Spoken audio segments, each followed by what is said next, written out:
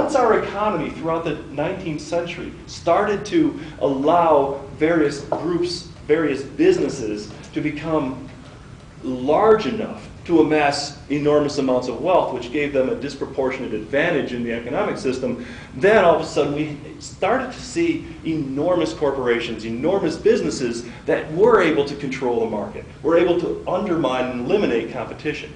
Our government stepped in rather quickly at the turn of the 20th century to eliminate monopolies. They never did eliminate them, but they sure did make a dent in them. They created this environment that monopolies were illegal, were impossible. Unfortunately, they didn't quite go far enough, because what we really did need was a competitive, dynamic system. If we allow the system to maintain small-scale production, where we don't allow anybody to get so big that they can control the market, then we could allow for a system that does operate efficiently with small individuals competing, but we can never forget that we also need an ethic, which is traditionally a part of Western tradition. Our Christian values do actually tell us, contrary to our capitalist ideologies that were pretty eloquently expressed, that we should look out for number one, that we shouldn't worry about others, only look out for ourselves and step on other people in order to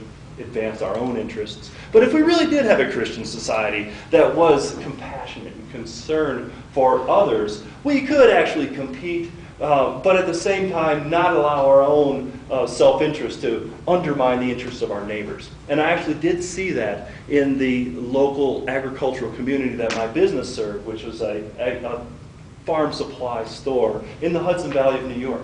I thought all New Yorkers were greedy and rude and selfish and nasty people until I, by chance, moved into this business that was next door, and I ended up buying it with my wife. And we ran it, we were exposed to an entire community. And even though these dairy farmers, who were primarily those that I served, even though they were competing with each other, and even though they were all going to be selling on the same market, and they were trying to advance their own interests, when one of those farmers did have a crisis, they would all support each other. When one person's cows got out, everybody would help them get their cows back. Once, when the farmer that I actually worked for quite a while, because I had to learn what a farm store was all about. So I worked on a farm to figure out what I was selling.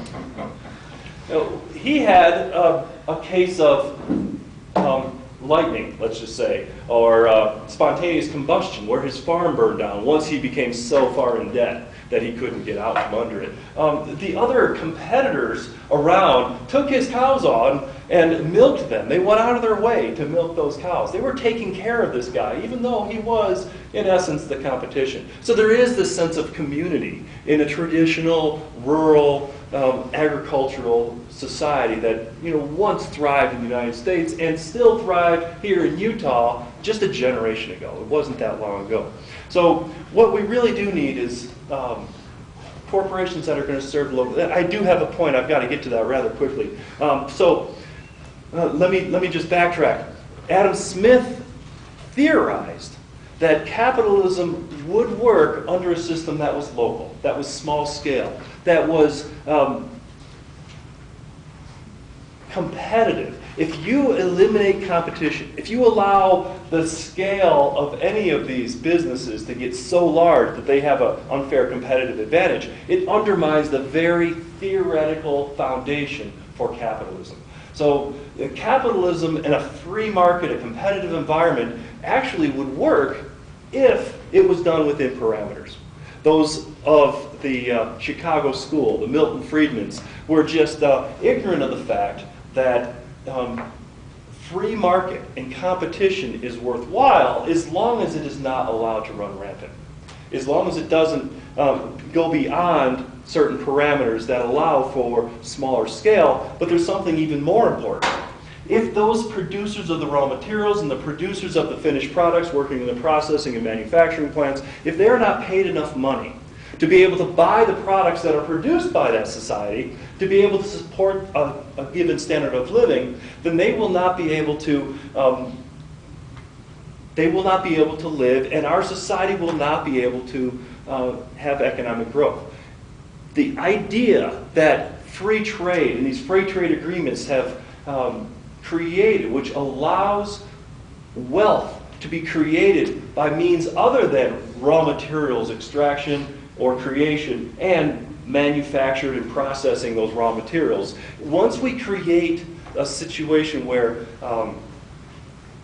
this magical system, this fantasy of interest is, which by the way, you know, I will lend you $20, but in a week's time you'll pay me back $25. That's creating wealth. All of a sudden I've got an extra $5 and I didn't have to do anything. I didn't produce anything. I didn't grow anything. I didn't manufacture anything. All I have done was simply give you some money and sit back and wait, and you have to give me more. That's fiction. That's magic. It just is disconnected from reality. So once we allow a system that does not provide for those producers and the manufacturers to live a decent life, to get a fair day's wage for a fair day's work, that creates a situation where they cannot maintain production at the very base of the economy. Those raw materials producers, primarily those farmers, once again. And that you can see that ripple effect take place throughout the system. In the 1970s, when the unions were strong and powerful and negotiating for expansion in their wages and benefits and things, I mean, that was really worthwhile to see the standard of living improve for the working class, and to also take some of those enormous profits that were generated at the corporate level, at the managerial level, and share them with the actual workers. I mean, that was not a bad thing, because you know, it's one thing that Henry Ford figured out. If you pay your workers well enough, they can actually buy the products that you want, that you're producing. That was one of the wonderful things that saved capitalism by creating regulation during the 1930s and the New Deal. We were able to give the workers enough money that they could be consumers themselves and make economic growth happen through consumption. But at the same time, what we did is we forgot about those beginnings of the economic system, the earlier producers, those agricultural producers. So I've got another stage to my discussion that I want to get to, but to wrap this aspect up, wealth comes from the soil, wealth comes from raw materials, and there's this turn to that money. Growth in the economy, growth in wealth, must depend upon selling either raw materials or the finished processed goods. That's the only way to do it. And the businesses that do manufacture goods and sell them, they can only expand. They can only grow to the extent that they are actually using the money that was made by selling goods at a higher price than it took to produce them. There is a point at which, you know, you could consider the labor being exploited because it is paid less than the value that it produced. But I would like to suggest that that's not necessarily a bad system if the workers are being paid enough to the point where they can live a decent life. Like I say, put a little bit aside for when bad things happen. They're not going to go belly up. They're not going to die. They'll be able to take care of themselves. So if we can live a decent life, put a little bit aside to save, and at every stage of the game, people are making enough to live a decent standard of living and take care of themselves and put a little bit aside for savings. The problem was, at the very top of that system, after that money is turned 7 times, those people got a little greedy. They got a lot greedy.